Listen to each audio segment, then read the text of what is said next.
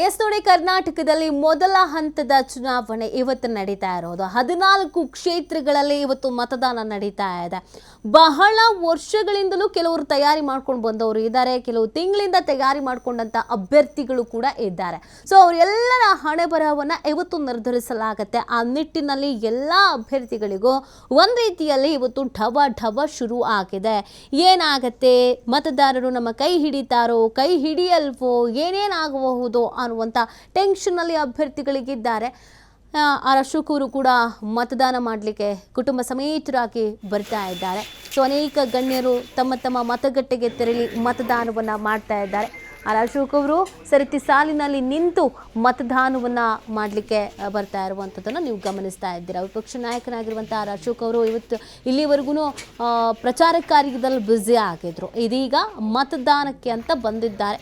ಸರತಿ ಸಾಲಿನಲ್ಲಿ ನಿಂತು ಮತದಾನವನ್ನು ಮಾಡ್ತಾ ಇದ್ದಾರೆ. ಇನ್ನೊಂದು ಕಡೆಯಲ್ಲಿ ಗೋಲ್ಡನ್ ಸ್ಟಾರ್ ಗಣೇಶ್ ದಂಪತಿ ಕೂಡ RR ನಗರದಲ್ಲಿ ಮತದಾನವನ್ನು ಮಾಡಿದ್ದಾರೆ. ಸೊ ಎಲ್ಲ ನಾಯಕರುಗಳು, ಪೊಲಿಟಿಕಲ್ ಮತ್ತು ಸಿನಿಮಾ ಸ್ಟಾರ್ಸ್, ಅನೇಕ ಗಣ್ಯರು, ಅನೇಕ ಮಠಗಳ ಶ್ರೀಗಳು ಪ್ರತಿಯೊಬ್ಬರು ಕೂಡ ಬಂದು ತಮ್ಮ ಜವಾಬ್ದಾರಿಯನ್ನು ಪ್ರದರ್ಶಿಸ್ತಾ ಇದ್ದಾರೆ. ಅದೇ ರೀತಿಯಾಗಿ ನಿಮಗೂ ಕೂಡ ಮತದಾನವನ್ನು ಮಾಡಿ ಅನ್ನುವಂಥ ಸಲಹೆಗಳನ್ನು ಕೊಡ್ತಾ ಇದ್ದಾರೆ. ಯಾಕಂದರೆ ಈಗ ನಾವು ಅಲರ್ಟ್ ಆಗಬೇಕಾಗತ್ತೆ, ಈಗ ನಾವು ಮತದಾನವನ್ನು ಮಾಡಬೇಕಾಗತ್ತೆ. ಆಮೇಲೆ ಅಲ್ಲೆಲ್ಲೋ ಕೂತ್ಕೊಂಡು ಅಯ್ಯೋ ಹೀಗಾಯಿತು ಹಾಗಾಯಿತು ಅನ್ನೋದಕ್ಕಿಂತ ಇವತ್ತು ನಮ್ಮ ಜವಾಬ್ದಾರಿಯನ್ನು ನಾವು ನಿಭಾಯಿಸಬೇಕು.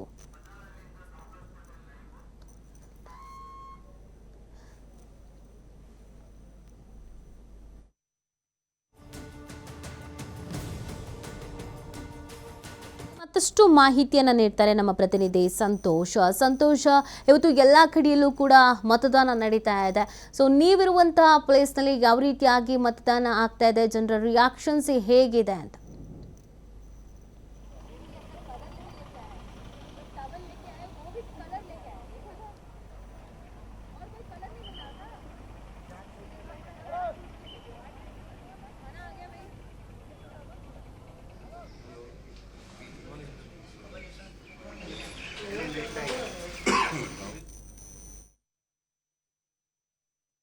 ಸದ್ಯ ನಾನು ಕನಕಪುರದ ದೊಡ್ಡ ಹಾಲ್ನಲ್ಲಿ ಏನು DCM DK ಶಿವಕುಮಾರ್ ಇದ್ದಾರೆ ಮತ್ತು ಬೆಂಗಳೂರು ಗ್ರಾಮಾಂತರ ಅಭ್ಯರ್ಥಿ ಇರುವಂತಹ DK ಸುರೇಶ್ ಏನಿದ್ದಾರೆ, ಸೊ ಅವರ ಕ್ಷೇತ್ರದಲ್ಲಿ ನಾನು ಈಗ ಸದ್ಯ ಇರುವಂಥದ್ದು.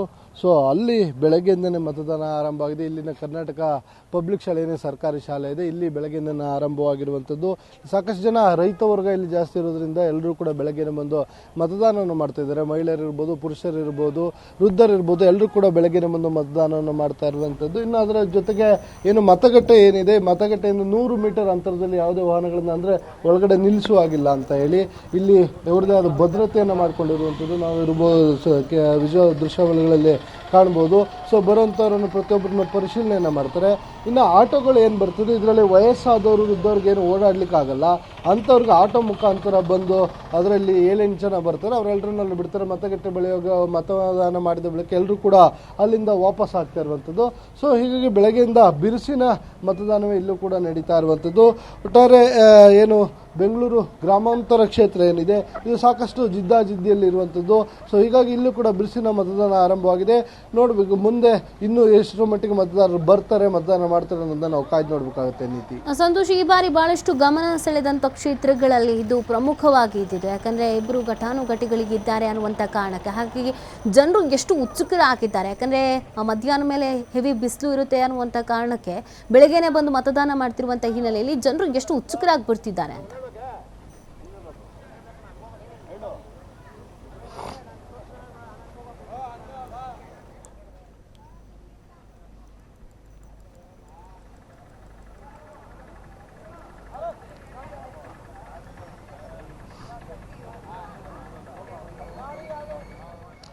ಇಲ್ಲಿ ಪ್ರಮುಖವಾಗಿ ಏನಂತ ಹೇಳಿದ ಅತ್ಯಂತ ಪ್ರಮುಖವಾದ ಕ್ಷೇತ್ರ ಆಗುತ್ತೆ ಇದು. ಘಟಾನುಘಟಿಗಳು ಹೇಗಾದರೂ ಇಲ್ಲಿ ಹಿಂದೆ ಈಗಾಗಲೇ ಸುರೇಶ್ ಏನಿದೆ 3 ಬಾರಿ ಹ್ಯಾಟ್ರಿಕ್ ಗೆಲುವನ್ನು ಸಾಧಿಸಿರುವಂಥದ್ದು. ಅಂದರೆ ಕಳೆದ 2 ಬಾರಿ 2014, 2019 ನೋಡುವಂಥ ಸಂದರ್ಭ ಸುಮಾರು 2 ಲಕ್ಷಕ್ಕೂ ಹೆಚ್ಚಿನ ಅಂತರದಲ್ಲಿ ಗೆಲುವನ್ನು ಸಾಧಿಸಿರುವಂಥದ್ದು. ಸೊ ಈ ಹಿಂದೆ ಬಿಜೆಪಿ ಅಭ್ಯರ್ಥಿ ಇದ್ದವರು 6,70,000 ಮತಗಳನ್ನು ಗಳಿಸಿದ್ರೆ, ಈ ಹಿಂದೆ ಡಿ ಕೆ ಸುರೇಶ್ ಕೂಡ 8,78,000 ಮತಗಳನ್ನು ಗಳಿಸ್ಕೊಂಡಿದ್ರು.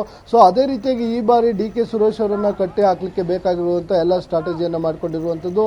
ಬಿಜೆಪಿ ಮತ್ತು JDS ಮೈತ್ರಿ ಆಗಿದೆ. ಮೈತ್ರಿ ಆಗಿರುವ ಬೆನ್ನಲ್ಲೇ ಏನೋ ಇಲ್ಲಿಗೆ ಯಾವುದೇ ರೀತಿಯ ಕಳಂಕ ಇಲ್ಲದೆ, ಯಾವುದೇ ಆರೋಪ ಇಲ್ಲದಂತಹ ಮತ್ತೆ ಒಕ್ಕಲಿಗ ಸಮುದಾಯದದೇ ಒಬ್ಬ ಅಭ್ಯರ್ಥಿ ಬೇಕು ಅಂತೇಳಿ CN ಮಂಜುನಾಥ್ ಅವರನ್ನ ಕರ್ಕೊಂಡು ಬಂದಿರುವಂಥದ್ದು, ನಿಲ್ಲಿಸಿರುವಂಥದ್ದು. ಸೊ ಯಾಕಂತೇಳಿದ್ರೆ ರಾಮನಗರ ಏನು ಬೆಂಗಳೂರು ಗ್ರಾಮಾಂತರ ಕ್ಷೇತ್ರ ಏನು ಬರುತ್ತೆ, ಇಲ್ಲಿ ಒಕ್ಕಲಿಗ ಮತಗಳೇನಿದೆ ಸುಮಾರು 14 ಲಕ್ಷ 15 ಲಕ್ಷ ಮತಗಳಿರುವಂಥದ್ದು. ಇದು ನಿರ್ಣಾಯಕ ಪಾತ್ರವನ್ನು ವಹಿಸುತ್ತೆ.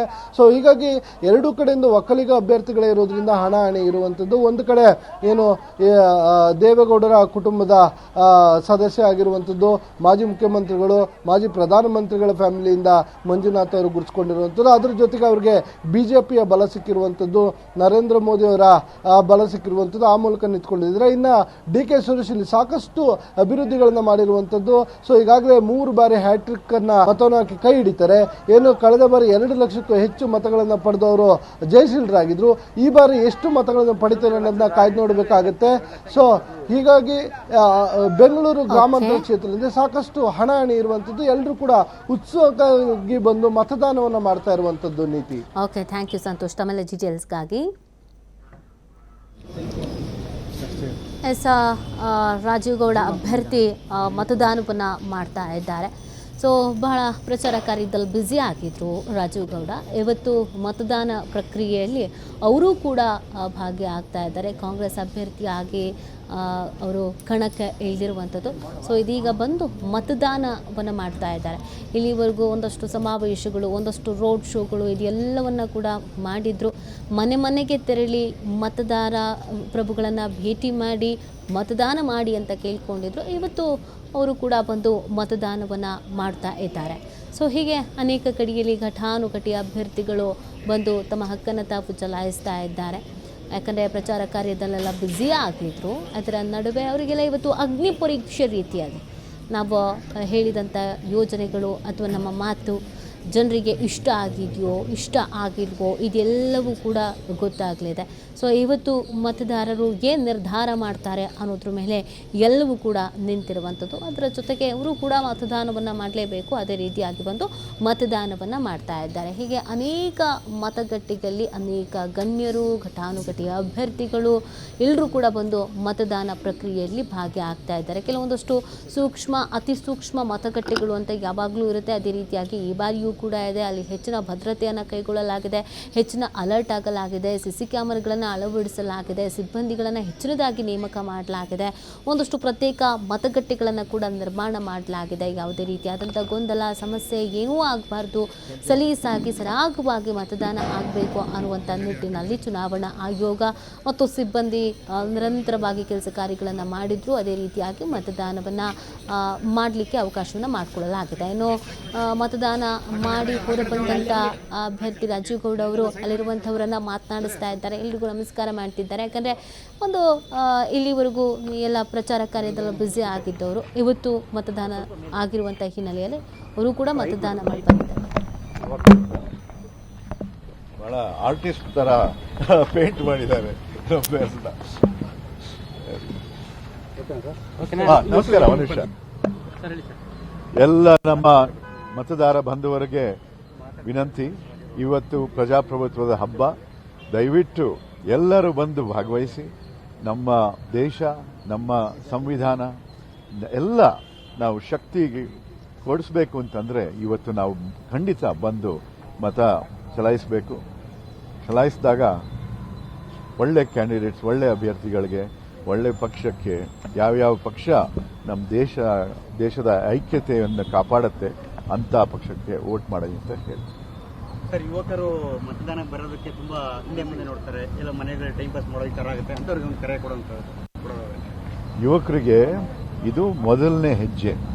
ಅವ್ರಿಗೆ ಒಂದು ಭಾಗಿದಾರಿ ಆಗಬೇಕು ನಮ್ಮ ಪ್ರಜಾಪ್ರಭುತ್ವದಲ್ಲಿ, ನಮ್ಮ ದೇಶದ ಅಭಿವೃದ್ಧಿಯಲ್ಲಿ ಅಂತಂದ್ರೆ ಅವರು ಬಂದು ತೋರಿಸ್ಬೇಕು. ಅವ್ರ ಉತ್ಸಾಹ, ಅವರ ಆಸಕ್ತಿ ತೋರಿಸಿ ನಮ್ಮ ಪ್ರಜಾಪ್ರಭುತ್ವಕ್ಕೆ ಹೊಸ ಶಕ್ತಿ ತುಂಬಿಸಬೇಕು ಅಂತ ಪ್ರತಿಯೊಬ್ಬ ಯುವಕರಿಗೆ, ಮೊದಲನೇ ಬಾರಿ ವೋಟ್ ಮಾಡ್ತಾರಂಥವ್ರಿಗೆ ಬನ್ನಿ, ಭಾಗವಹಿಸಿ. ನಿಮಗೆ ಈ ಅನುಭವ ಸಿಕ್ಕಿದ ಮೇಲೆ ನಿಮ್ಗೆ ಗೊತ್ತಾಗುತ್ತೆ ನಿಮಗೆ ಎಷ್ಟು ಒಂದು ಶಕ್ತಿ ಸಿಕ್ಕಿದೆ, ನಿಮಗೆ ಒಂದು ಹೊಸ ಹಕ್ಕು ಸಿಕ್ಕಿದೆ, ಅಧಿಕಾರದ ಮುಂದೆ ಎಂಥ ಒಂದು ಹಕ್ಕು ಸಿಕ್ಕಿದೆ ಅಂತ ನಿಮ್ಗೆ ಗೊತ್ತಾಗುತ್ತೆ. ದಯವಿಟ್ಟು ಬನ್ನಿ, ಭಾಗವಹಿಸಿ, ಎಲ್ಲರೂ ಸೇರಿ ನಮ್ಮ ಪ್ರಜಾಪ್ರಭುತ್ವ, ನಮ್ಮ ದೇಶನ ಇನ್ನೂ ಬಲಪಡಿಸೋಣ ಅಂತ ಹೇಳಿ ನನ್ನ ಮಾತು. ನಮಸ್ತೆ.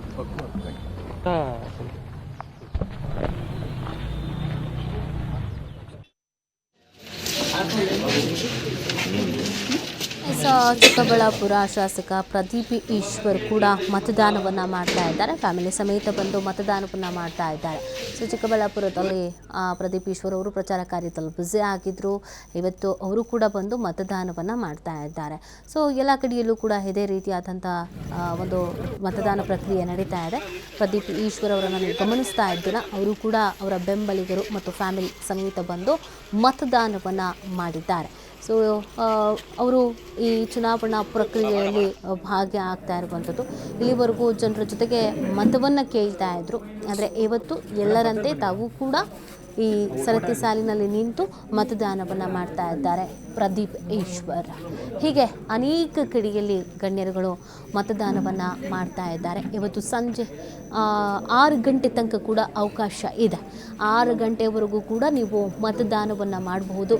ಏನೇ ಕೆಲಸ ಕಾರ್ಯಗಳಿದ್ರೂ ಕೂಡ ಮತದಾನವನ್ನು ಮರೆಯಬೇಡಿ.